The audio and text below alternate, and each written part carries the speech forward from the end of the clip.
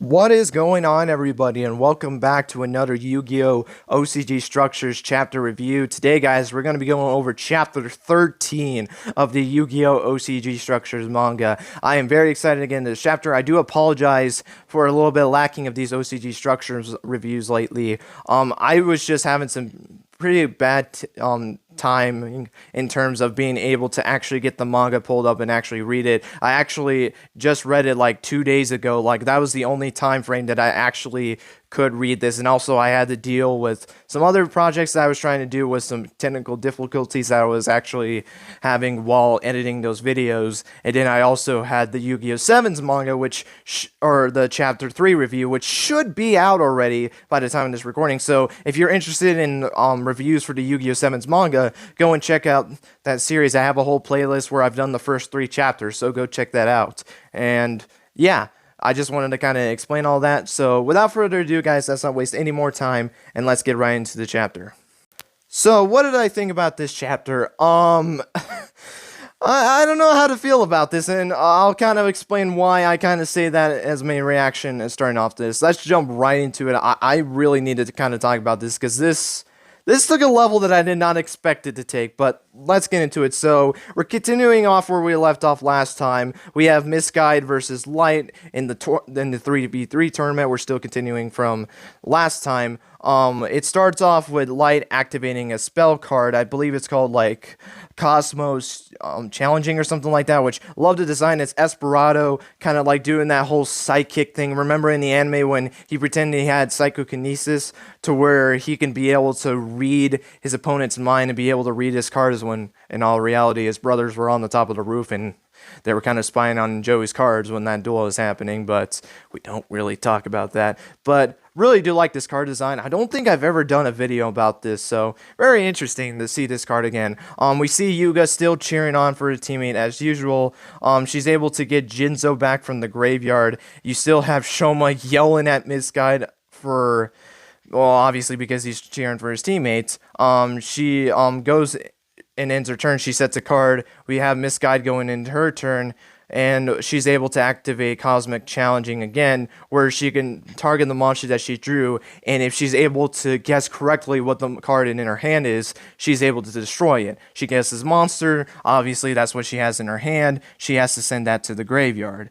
And she also gets to draw a card in addition to that, and then you still have Shoma yelling at Misguide for it, but she starts going in her place. She actually is able to get a Link summon. She actually is able to get a Dark Lord monster, which I love the design of this Dark Lord. I think it looks really, really cool. I do love her design a lot. She goes into more plays, and I'm going to say this, Dark Lords has been a deck that I have never been able to understand, and Agiha in this chapter was basically explaining to these kids basically what she was doing, because you had these kids standing here and not really knowing what to do, which I feel like it kind of fits with me. Like, if I don't understand a play that's going on, at least the manga does, and that's what I have respect with this manga as well, is because they know that this might be a little bit confusing, especially looking at some of the newer players. This might be just gibberish to them, but they try their best, and that's why at the end of the chapters they have those things where they kind of explain the plays,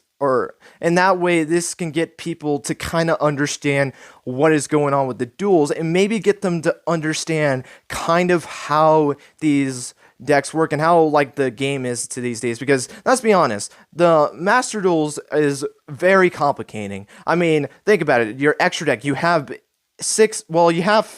you have Fusion, Synchro, Xyz, and Link as your extra deck, so you have 4, but then you also have to equate with, like, Pendulums, then you have Rituals in the main deck, and then you also got stuff like Flip monsters and all that kind of stuff. Like, the game is very confusing, and then you get into Gemini. Oh my gosh, Gemini monsters, dude.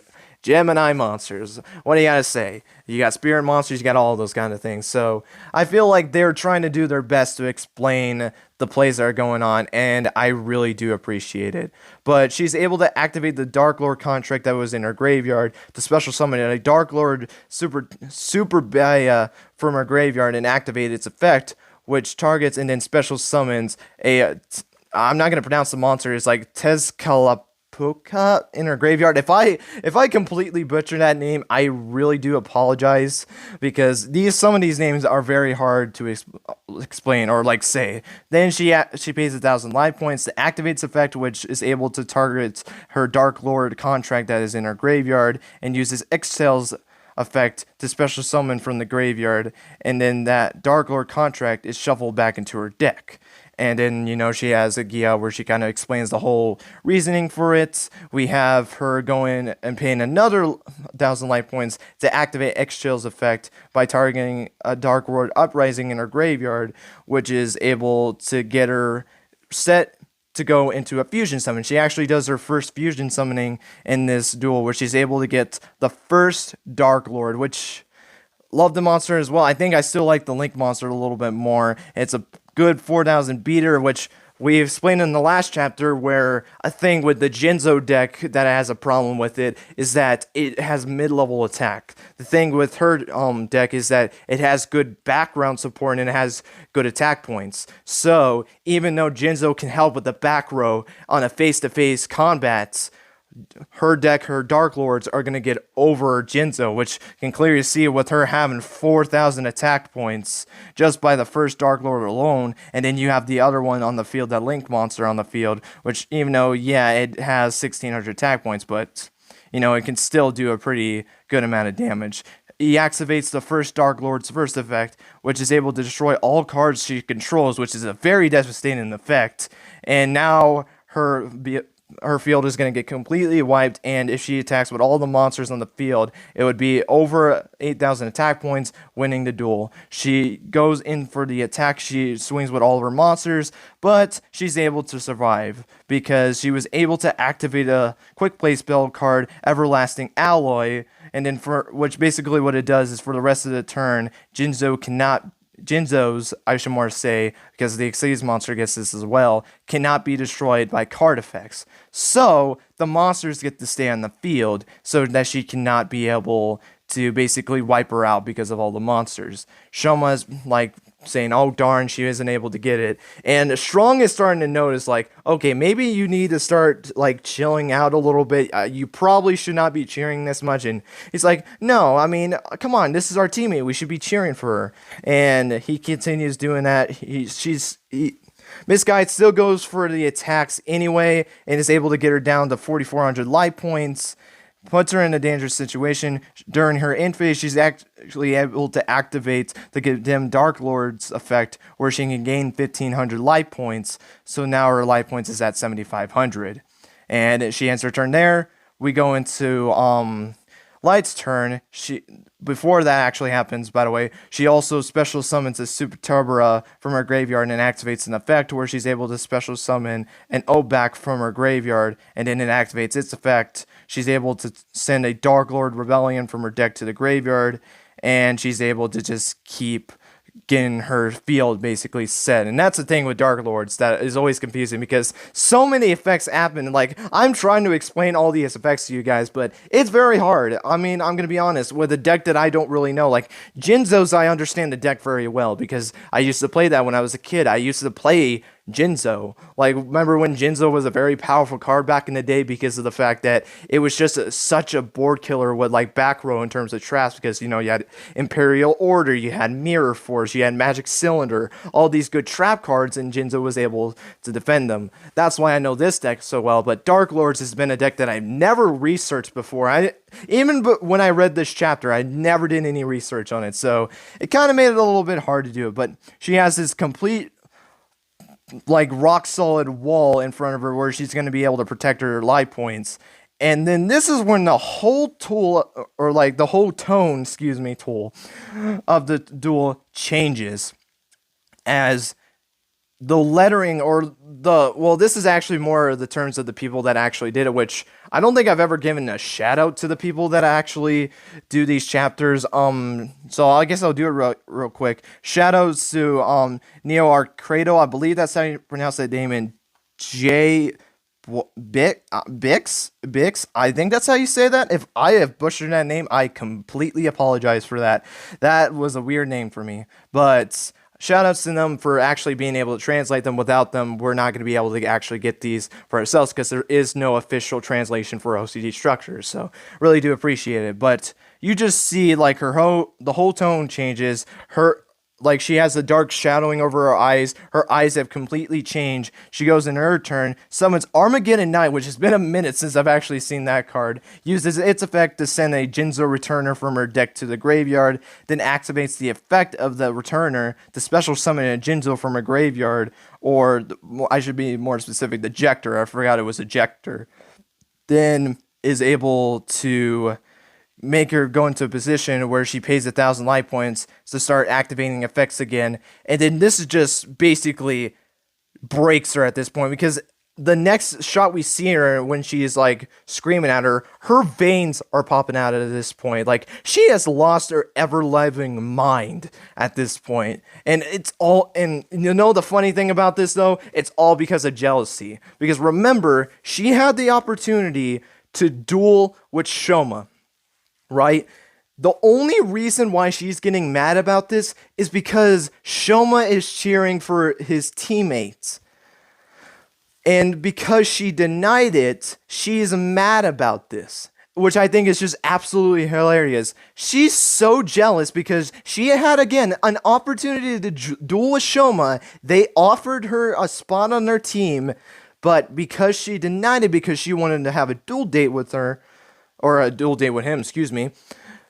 Now Shoma is in a team with Misguided and he's cheering for his teammate, like you should be. And she's mad about this. And she's absolutely insane when she does this as well, as literally veins pop out of her head. What in the world is going on? I don't know how to feel like this. I for some reason got Roman vibes from this, and that's so weird about this too. Is that I'm watching the Yu-Gi-Oh! 7's anime, and you have Roman's eyes turning red, and she goes insane as well. This is to a point where her veins start to pop out, and I'm pretty sure her eyes are red as well. Like she's so angry at this point because of Shoma's cheering that it just made her go insane. And this just breaks her. In fact, she's actually panning during this whole entire thing. She's able to go into a couple more plays. She resolves, Misguided is able to resolve the effect of her, Tesla Paco, which is able to destroy her third copy of Jinzo, and is able to, shuffle a Dark Lord Rebellion back into her deck. But she does not let this end. She uses the second effect of her, Ejector. By triviaing itself, it's able to add a Jinzo the Machine Menace from her deck to her hand, and then since there is a trap card in her graveyard, she's able to activate its an effect. I can't remember what the monster's effect in the graveyard was. I do apologize for that. She's able to get the Jinzo onto the field, and it's basically able to demolish her field as she's able to use its effect, which is able to basically stop her Dark Lords from doing anything. And then for the final thing to end it all, activates Limiter Removal, which is able to double the attack points of the monsters on the field, and all of the Jinzos are able to double their attack points all the way up to 4,800. With 3 4,800 attack point monsters, she's able to do enough damage to completely overwhelm Misguide, and is able to defeat Misguide. And team two sides, Light and Darkness, are two sides of the same coin, win their first match of this tournament. And that's how they ended off. They don't do anything more about this. You have Dark actually like shocked about this. Like he's scared at this point. He has probably seen this multiple times of her going into the States. And you have Tendo cheering his teammate on. Obviously, they are able to win the first match, and all you just see is fear from the brother's eyes. And I think that's just absolutely hilarious. And also probably because of the fact that his love is also on the ground, basically passed out at this point, and Shoma just starts freaking out as well. He yells for Misguided, and she's just laying on the floor, and all you just hear is just panning at the end of this. This was a crazy chapter. I will say this. I was not expecting that whatsoever. This makes me more entitled to want to play Saikyo Card Battle, because I want to know if she's like this in the manga or in the video game as well. What in the world happened? This is not I knew, she had jealousy towards this, but I didn't think that it was going to go to this extent to where literally her veins start popping out of her head, that her eyes potentially turn red. Again, this is not colored, so we don't know what ended up happening. I'm assuming that because of the shading of the eye. Like, she had lost her ever so lemon mind, and I'm kind of terrified. I'm like Dark right now. I'm kind of terrified at this. Like, when she gets this jealous, is she always like this? Like, oh gosh, what? I don't understand why both of our girls in the current series that we have in the Yu-Gi-Oh! 7's anime and in this manga, why are our girls this crazy? I don't know. Yu-Gi-Oh! Main girls, there's something. I'm just gonna say that much. There's something. But I was not expecting that going into this chapter. I knew there was going to be some jealousy and she was going to get mad at this point, but not to this extent. I did not think that it would go to this point where her physical body was changing. Like, oh my gosh, this was an intense chapter, and that kind of terrifies me with Light. It really does. Like, I kind of was a little bit like turned off with her because of the fact that, you know, all her really focuses on Shoma, and I wish there was a little bit more. And now we're just seeing to the point of where this can go. Like, they're not afraid to like extend this to the extreme. Like, this was extreme. Like, she went on a frontal assault in this chapter, and that was insane. I don't know if I don't know if I like it. I don't know if I dislike it. This is where I'm thinking, like, okay, this chapter is, I don't know what to feel about this chapter, really. And it's just because of that whole thing right there. I have so many mixed feelings on this. And I want to know you guys' thoughts on this. What do you think about that? Like, holy crap. That was just...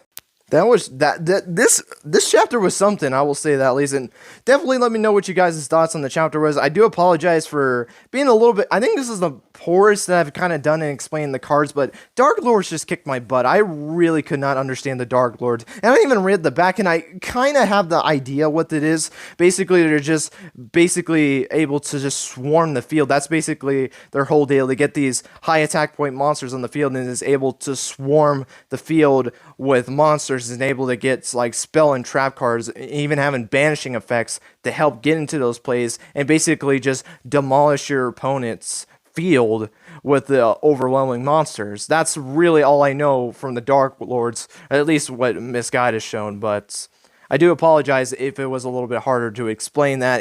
A lot of her plays happen in this duel, and like we've seen some long range turns. This just was a little bit more confusing for me. I'm just not as well into Dark Lords as the other ones, or at least I just couldn't really get a good grasp of it. So I do apologize for that. But that is going to be it. Thank you guys so much for watching. Again, let me know what you guys thought of this chapter. Did you like it? Were you in the middle of it? Or were you not really a huge fan of this chapter? And again, let me know what you guys thought of Light in this chapter. Like, holy crap. Like, I was not expecting that at all.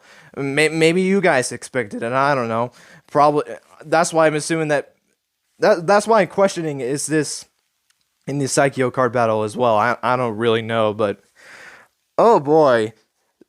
This is going to be some interesting things with this character, and I don't know if I should be excited or terrified. I really do not know. But anyway, that is going to be it. Thank you guys so much for watching, and until next time, guys, take care and have yourselves a great rest of your day.